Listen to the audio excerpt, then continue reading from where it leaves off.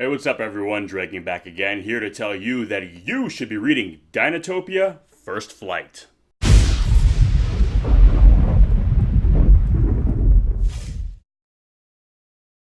So, Dinotopia First Flight is a 1999 illustrated novel written and illustrated by James Gurney. It is the third book in the Dinotopia series.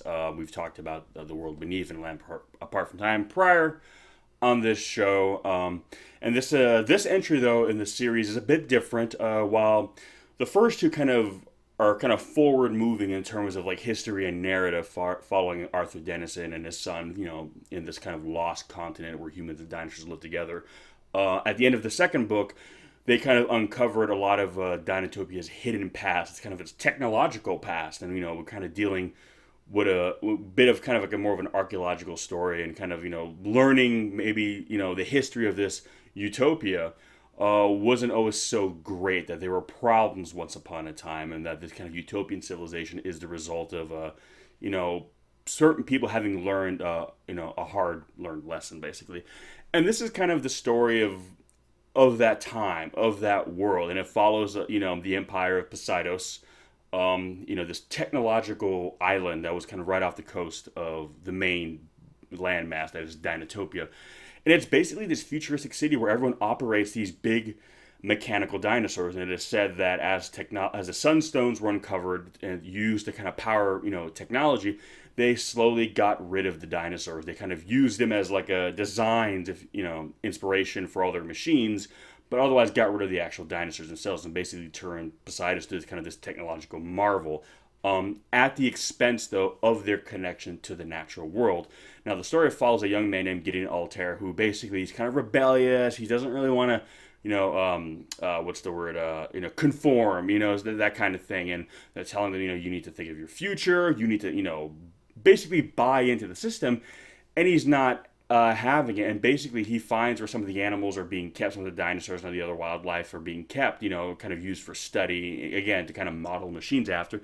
And it kind of helps them get away, and he flees to the mainland, where he teams up with, other creatures from the mainland, and really experiencing this naturalistic world for the first time and encountering people who live with dinosaurs peacefully, and basically kind of leads like a little mini rebellion against this empire. And it's not what ultimately brings down the empire, but it was kind of like the first major battle in the history of Dinotopia that would ultimately lead to like Dinotopia, the continent, becoming the primary civilization. So essentially, it's a classic fight the power um, kind of story. But beyond just that, which is, and it's a very cool version of that story, it's about this young man basically being confronted kind of at a crossroads in your life. And we've all kind of been there, where you see two paths. You see the path that you're told you're supposed to go down, the path you're supposed to go down, one where it's all laid out for you. Your whole life is, you can see it. It's all right there, beginning, middle, and an end.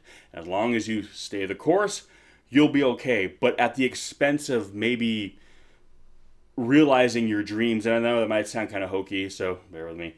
But at the expense of maybe you being who you are supposed to be, not what a system of control has decided you are to be. Because ultimately, everyone just kind of fits into like a peg in this society. It's on the surface, it's amazing and it's incredible, and certainly they have achieved incredible things, but at the expense of individualism, at the expense of kind of art and beauty and an appreciation for what's around you. They have kind of forsaken the natural world, looking at it as something beneath them, as something dirty, for a complete man-made one, thinking of this is superior.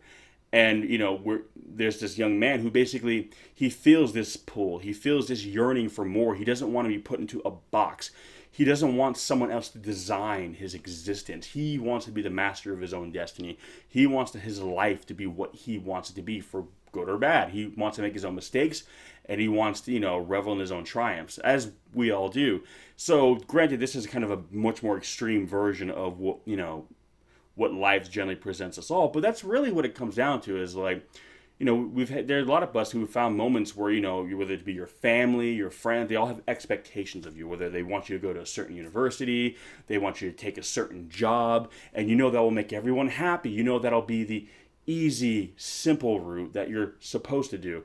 But you don't want to do that, and you're afraid of defying expectations, but at the same time, you know in your heart that's not you. Yet you will never be happy living that life, even though everyone else around you will be happy but they're not you. They can't live their lives vicariously through you. You know, if you're sad because of the life you've chosen, they're not going to feel that sadness too. They're just going to be satisfied with what they have. So ultimately, you have to look at yourself in the mirror. You have to wake up every day, and it's up to you to decide if what you're going to do is going to make you happy or not. And that's a decision we're all confronted with, and that's a decision this young character is. And when he, chooses to kind of rebel against the Empire, so to speak, boy, doesn't that sound familiar or something else? He knows that he's essentially throwing his existence and his future in jeopardy, and he is also getting rid of any chance he ever had an easy life, where all the big decisions are made for him, where he's never going to have to really look beyond, what's right around him. He'll always have the horse blinders on, and there'll always be someone guiding him to exactly where he's supposed to be. He'll never have to really think for himself. And for some people, hey, that's great. They don't want to think for themselves. But for a lot of people, they don't want to live like that, and he did not want to either. So he made the choice to go against the Empire. He made the choice to go forth and do what he wasn't supposed to, not because he just wanted to rebel for the sake of rebelling, but because he wanted to make a decision for himself. He wanted to make a choice in his life, good or bad, that would be on him, that the consequences or the rewards would be his and his alone. He doesn't want to be led around. And in doing so, he decides to help these other people who are trying to do the same thing, who are trying to defend that life, because that's the life they already lead.